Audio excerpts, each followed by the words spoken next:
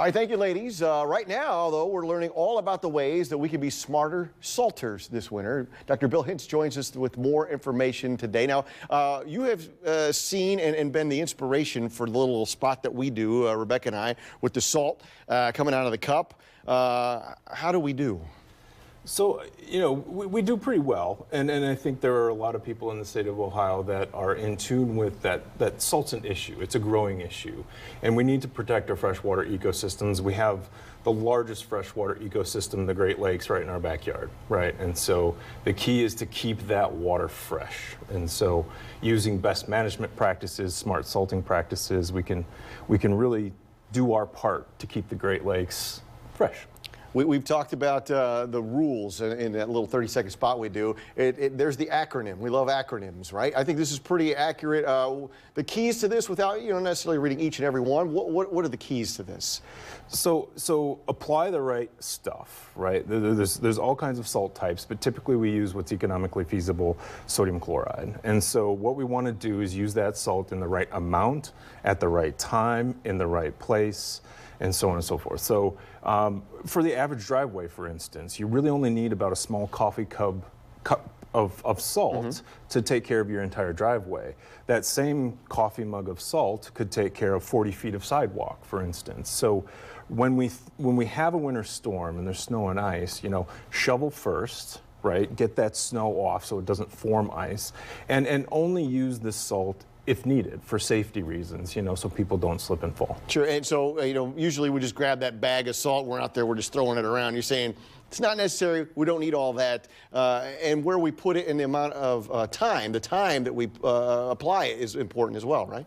Yeah, very much so. So I think, when we think about our driveways versus our road networks, there's different times to apply salt on each. And so for the typical driveway, when we get a snow event, if you can get that snow off pretty quickly, that ice layer on your driveway or sidewalk won't form. And so therefore you don't even need salt.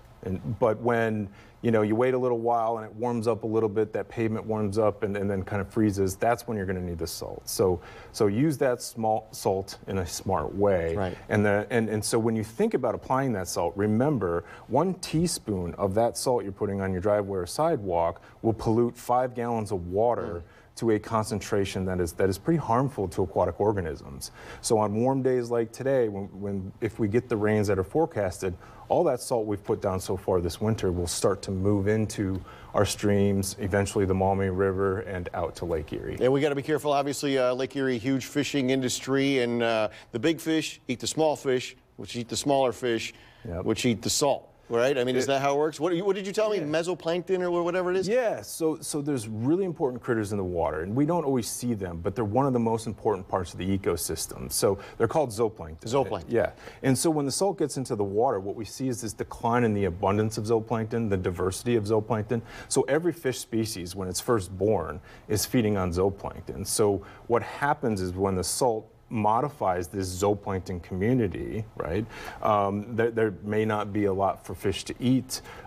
We may see more algae because those zooplankton eat the algae in the water as well. But it's important to know that you're saying you could still use salt, and we should for safety for the roadways. That's still a key message. It's just, as you saw in the acronym, it's the right amount and the timing.